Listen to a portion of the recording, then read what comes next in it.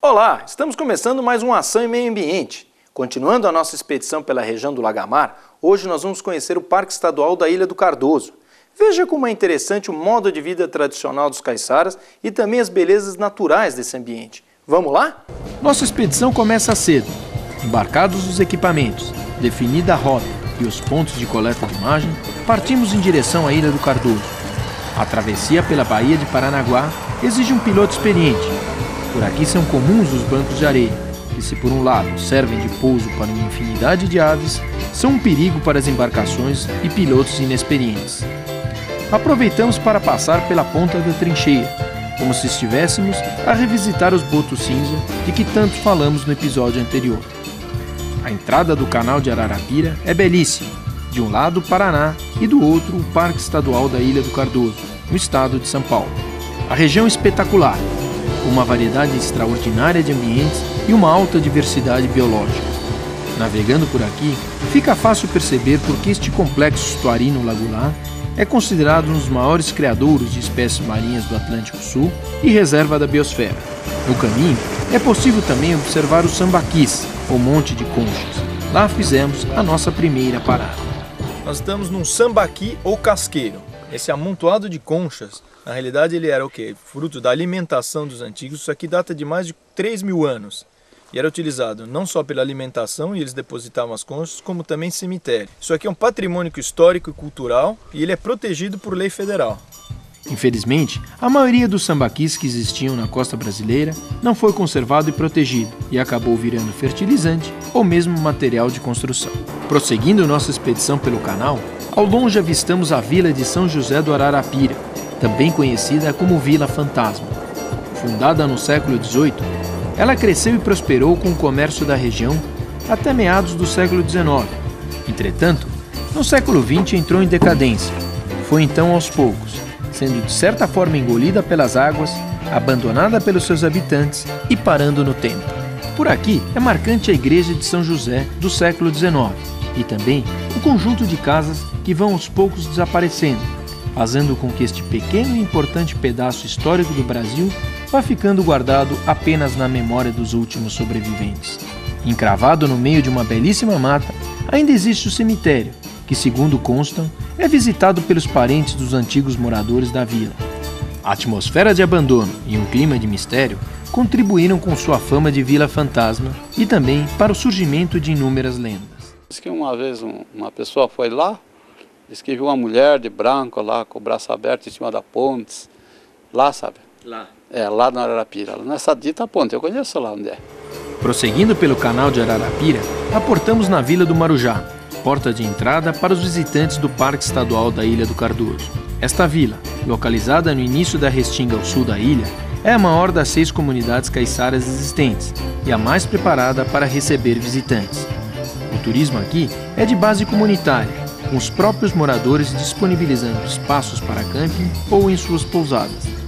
É possível encontrar diversos serviços, dentre eles bares e restaurantes, a vida pacata, a beleza do canal e as pequenas ruas, margeadas por bromélias e uma vegetação típica de Restinga, imprimem um charme todo especial para esta vila, onde encontramos um sistema de turismo bem estruturado. Bom, a Ilha do Cardoso é um parque estadual já bem antigo, né, da década de 60, de 1962. Ele preserva uma riqueza grande de ecossistemas, né? É uma área de 13.500 hectares, tem algumas comunidades tradicionais morando dentro, né, comunidades caiçaras. O morador respeita muito isso porque ele está sendo beneficiado, né, com isso. Independente de o fulano ter ali, o outro ter aqui, né, mas todo mundo é beneficiado com esse turismo. É a socialização de recursos que a gente chama. E hoje, como é que está essa questão do turismo? Olha, eu digo que está indo muito bem. São 1.100 visitantes entre áreas de camping e pousadas. Eles vêm, ficam na pousadinha, como aqui é pousadinha, eles ficam na pousada, levam 3, 4 dias, vão embora e são muito dominados, ele não faz sujeira. Hoje nós temos 14. 14 pousadas, quantos leitos? São uma média de 450, 460 leitos. Cai na camisa de bebida, que não pode avançar do barraca, que aqui encheu aqui as pousadas e encheu a vaga de barraca, só entra gente de manhã e já está de embora. Vale a pena vir conhecer a Ilha do Cardoso? O que o visitante vai conhecer aqui? Primeiro ele vai ver várias coisas que ele não vê em outras áreas, em outros parques, né? Que é esse turismo de base comunitária, que eu acho que a Ilha do Cardoso é um dos poucos parques do Brasil que tem, né? É a divisão desse recurso, né, que entra dentro da comunidade de uma forma ordenada, né, que todos os moradores se beneficiem do turismo que vem para cá. Todo morador ele tem uma área de camping, sendo que o morador ele respeita o limite dele que ele tem, né? Cada morador tem um limite X de barracas que ele pode utilizar. Tem áreas de camping com 5, com 10, com 19, com 15, e essas áreas de camping só pode pôr 2 pessoas por barraca no máximo.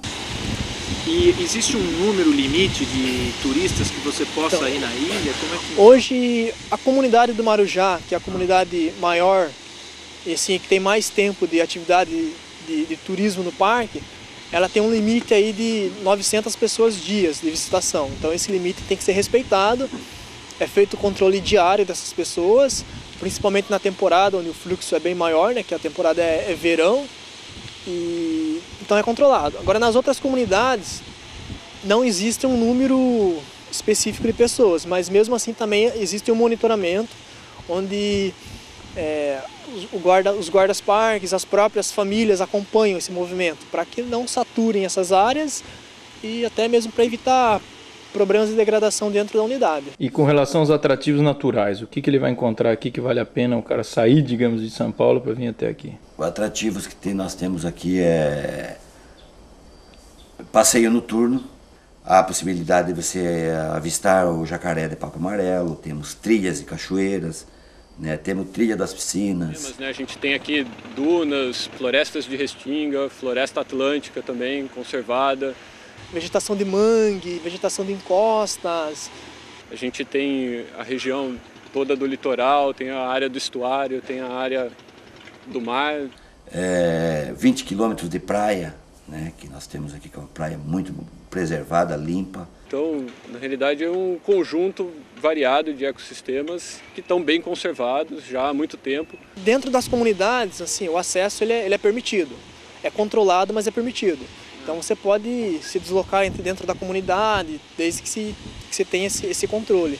Agora no parque em si, não? Em trilhas, qualquer atividade em trilha que você vai fazer tem que ter o acompanhamento do monitor ambiental, que isso é regulamentado através de plano de manejo, né? Reconhecida pela grande biodiversidade e a imensa variedade de atrativos naturais, partimos para uma avaliação de campo, aproveitando para coletar algumas imagens que pudessem retratar as inúmeras belezas naturais dessa região.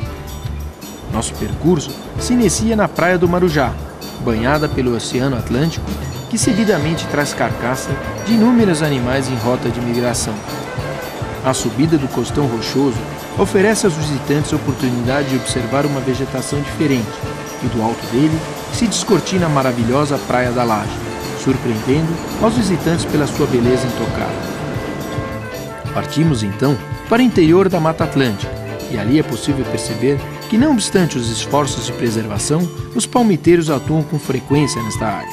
O retorno é feito novamente pela Praia do Marujá, não sem antes tomarmos uma boa e gelada água na Praia da Bica. Mas é preciso lembrar que, além deste belíssimo patrimônio natural, é importante também preservarmos o patrimônio cultural das populações tradicionais. Além do patrimônio ambiental, você tem também o patrimônio cultural da Ilha do Cardoso, que são as vilas de pescadores. Então a gente tem a Enseada da Baleia, o Itacuruçá, a gente tem o Marujá. Todas elas estão alicerçadas na questão cultural mesmo, né? São pessoas que moram aí há décadas, às vezes mais de 100 anos, né, em termos de tradição, e tem todo um modo de viver que é baseado na pesca, no roçado. Está sendo feito um levantamento de quem são os caiçaras, né? Está sendo criado umas leis municipal em Cananéia, que o grande desafio é esse, é identificar quem é o caiçara, né? Que perante o morador que vive na faixa ribeirinha aqui, todos que vivem são caiçaras, né? E pescadores artesanais. Então, mas não tem essa definição. Os quilombolas têm definição, o índio tem a definição, né? Só o caiçara que não tem, né? Então, esse é um desafio que tem para se identificar quem são os caiçaras. Então, dentro do plano de manejo do Parque Estadual da Ilha do Cardoso, tem uma definição que morador tradicional é aquele que se mantém pelo menos há 3 gerações dentro do local, certo? Então, aquele que perdeu esse tempo de 3 gerações ou saiu por um motivo e outro, perde a possibilidade de ser morador tradicional. Seu Salvador, o senhor nasceu aqui? Nasci aqui, foi. Quanto? Eu sou de 1932. Aqui era do meu avô e do meu tio. Fazer casa não pode mais. Antigamente, agora nem casa. Se eu quiser vender minha casa aqui, minha pousadinha, vender para um turista, eu não posso vender. O que a gente tem que fazer, na realidade, é garantir que esse meio de vida tradicional se mantenha. Se não existisse o Parque Estadual da Ilha do Cardoso, provavelmente esse modo de vida tradicional teria sido solapado pela economia. Porque na época de criação do parque já começava a ter um desenvolvimento imobiliário na região do Marujá. E esse desenvolvimento imobiliário estava solapando essas comunidades. Estava comprando as casas e montando condomínios. E expulsando o modo de vida tradicional, porque chega o poder econômico e empurra o modo de vida tradicional para lá. Porque o modo de vida tradicional não tem uma dependência do econômico. Ele tem uma dependência do natural, da região natural. Agora, se eu quiser reformar, eu tenho ordem de reformar. Se cair uma madeira, derrubar uma madeira, eu posso. Mas pedindo ordem. Não, mas essa história de que os próprios moradores têm que pedir autorização, não pode construir mais casa, também é bom. É muito bom demais. Por quê? Para evitar que se aumente essa população que não tem esse controle.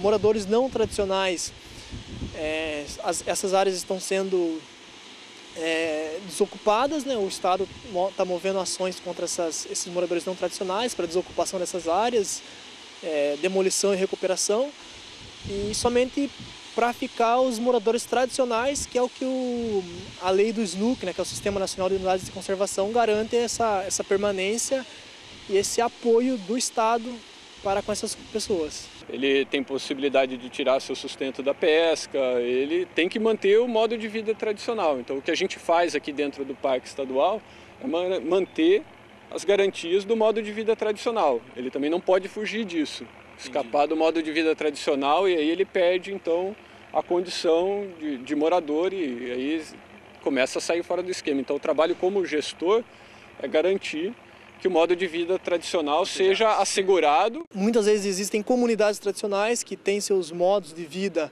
que são seguidos aí há décadas, até centenas de anos, que o visitante tem que respeitar também. Porque é isso que tem que se manter para que o turista também venha e entenda que não é só o padrão de vida de São Paulo que existe, certo? Que existem outras possibilidades também. No próximo bloco, nós vamos conhecer as técnicas tradicionais de pesca e a salga do peixe.